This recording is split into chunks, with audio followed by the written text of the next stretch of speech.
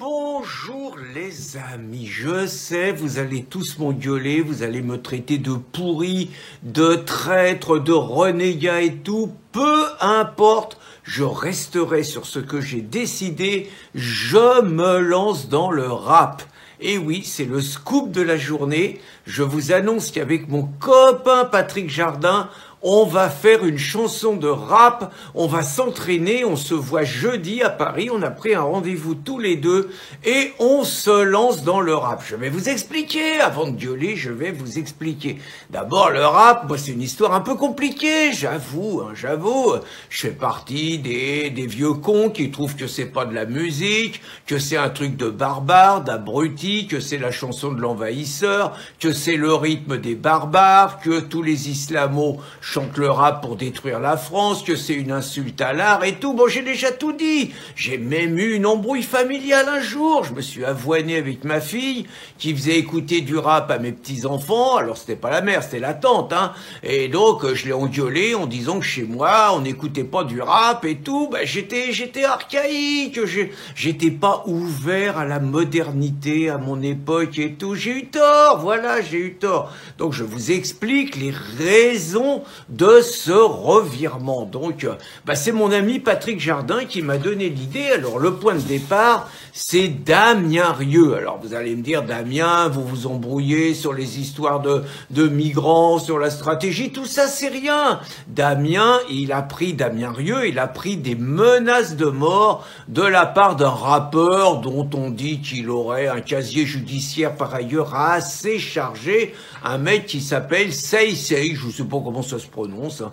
Très franchement, j'ai essayé d'écouter les paroles. Hein. J'ai pas tout compris, mais j'ai quand même compris que le mec, il disait à ses potes qu'ils arrivaient chez Damien Rieu, qu'il fallait prendre les outils. On voyait les mecs, ils avaient quand même des sabres, ils avaient des calaches. Dans les paroles, je comprends qu'ils le noient, qu'ils lui mettent des coups de couteau, tout ça. Enfin, ça ressemble quand même à des menaces de mort. Hein. Juste un peu quand même, quoi. J'ai remarqué d'ailleurs hein, que à ce jour, il n'y a aucune protestation d'un responsable politique, ça fait pas la une des médias, on peut menacer de mort un mec qui est quand même un responsable politique de chez Reconquête, il n'y a aucun problème. Quand j'entends par ailleurs que c'est l'extrême droite qui menace, qui instrumentalise, qui exerce des pressions insupportables sur les élus, qui est un danger pour la démocratie et tout, là, on menace un mec de mort, il n'y a pas de problème. Et donc, mon copain Patrick, il disait comme idée que lui, il voulait faire une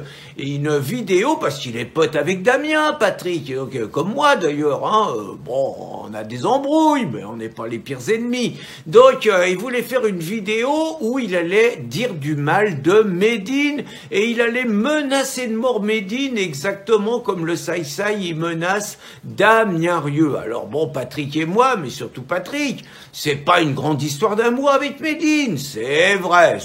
Moi, avant l'histoire du Bataclan, Médine, pourtant, il m'avait rendu hommage.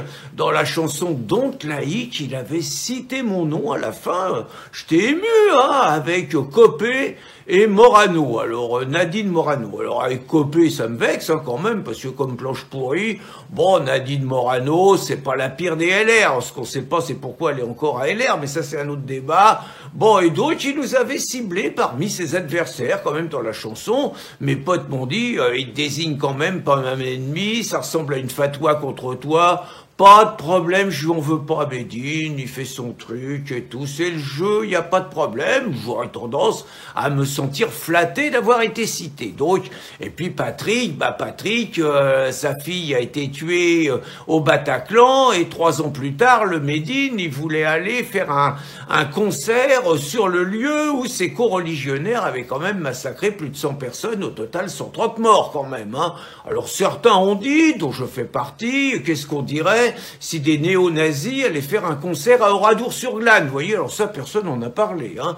Donc avec Patrick, avec mes potes Richard Roudier, Karim Ouchi, Christine Tazin, bien sûr, Renaud Camus, bon, on a un peu remué, on a un peu on a un peu fait de l'agitation, on a réussi à faire annuler le concert de Médine. Alors Médine, il n'était pas content, hein. Il y a eu un débat avec Damien Rieu, vous voyez, le monde est petit quand même, puis bon, Médine, il a fait son truc au Zénith, il a eu du succès, et puis depuis, avec l'appui des gauchos, il fait ses concerts partout. La semaine prochaine, il est à Rouen, la semaine dernière, il était en Bretagne, évidemment, il multiplie les provocations, et il a l'alibi de dire que c'est de l'art, c'est la liberté, que il faut comprendre ça au deuxième degré, t'as raison Bouffi, hein, donc il se fout de notre gueule, en gros, hein, mais il n'y a pas de problème, c'est l'impunité. Et donc, moi alors, je vais essayer d'abord de décoder les paroles du rappeur Saïsé, là, compliqué, hein, parce que je vous cache pas que c'est des aboiements, des glapissements, on a un peu du mal à saisir, mais on va y arriver. Et donc, avec mon pote Patrick, peut-être qu'on va se faire aider par Millésime K, là, un rappeur qui est avec un drapeau bleu-blanc-rouge et qui chante l'amour de la France. Oh, bah, lui, il est interdit partout. Attendez, si on fait du rap, on crache sur la France. On dit pas qu'on aime la France.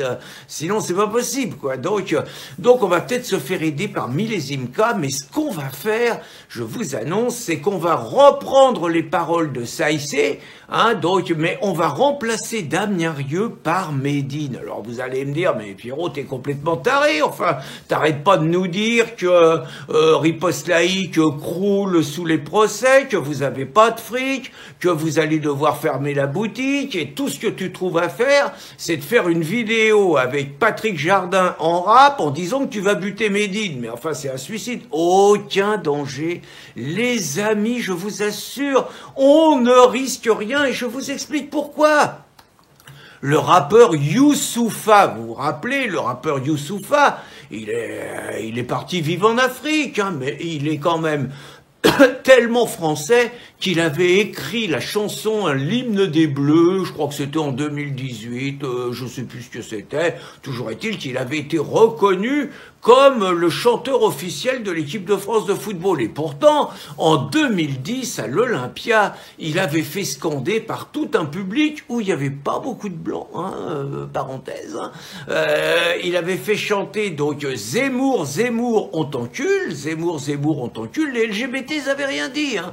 Et puis aussi, il avait dans une de ses chansons dit qu'il mettait un billet sur la tête de celui qui ferait taire ce con de Zemmour. Ça ressemble un tout petit peu à une menace de mort, hein, mais les juges, ils ont pas vu ça.